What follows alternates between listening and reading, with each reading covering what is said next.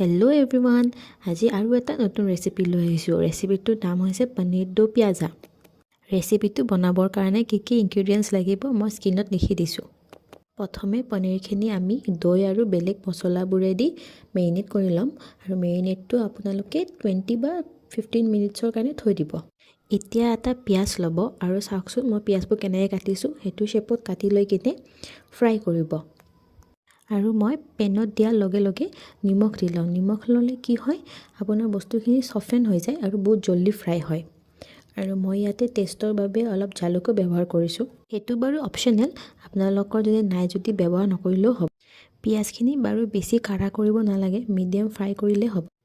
এতিয়া পিঁয়াজখিনি আঁতৰাই থৈ চেম পেনতে আপোনালোকে মেৰিনেট কৰি থোৱা পনীৰখিনিও ভাজি ল'ব।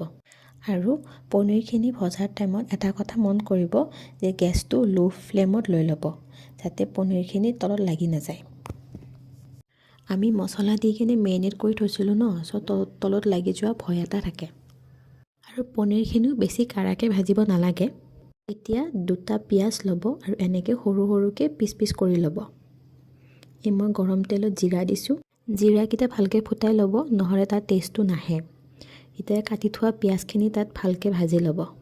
তাৰপিছত তাত নিজৰ সোৱাদৰ মতে নিমখ দিব আৰু এটা বিলাহী ল'ব, তাৰ পিউৰি বনাই কিনে পিঁয়াজখিনিত এড কৰি দিব।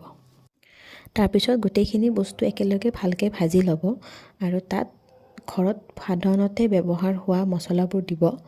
মই বেছি মছলা নাই দিয়া, মই আমাৰ সাধাৰণতে ব্যৱহাৰ হোৱা মছলাবোৰেই দিছোঁ। জিৰা গুড়ি, ধনিয়া গুড়ি, জলকীয়াৰ গুড়ি আৰু হালধি। মছলাবোৰ ভালকৈ ফ্ৰাই হোৱাৰ পিছত তাত পানী দিব আৰু পানীখিনি ভালকৈ উতলিব দিব, যাতে মছলাৰ সোৱাদটো পূৰা আহি যাওক। আৰু অলপ শুকান যেন হোৱাৰ পিছত তাত পনীৰখিনি এড কৰি দিব। পনীৰখিনি এড কৰাৰ পিছত ভালকৈ কোট কৰি ল'ব মছলাখিনিত আৰু ভালকৈ একদম ফ্ৰাই হোৱাৰ পিছত তাত আকৌ অলপ পানী দি দিব। পানীখিনি উতলাৰ পিছত তাত আমি যে পিঁয়াজখিনি ভাজি থৈ দিছিলোঁ, সেই পিঁয়াজখিনি দি দিব আৰু আমাৰ পনীৰ দো পিয়াজা ৰেডি হৈ গ'ল। ভিডিঅ'টো যদি ভাল লাগিছে লাইক, শ্বেয়াৰ এণ্ড ছাবস্ক্ৰাইব কৰি দিব। আজিৰ কাৰণে আহিছোঁ, বাই বাই।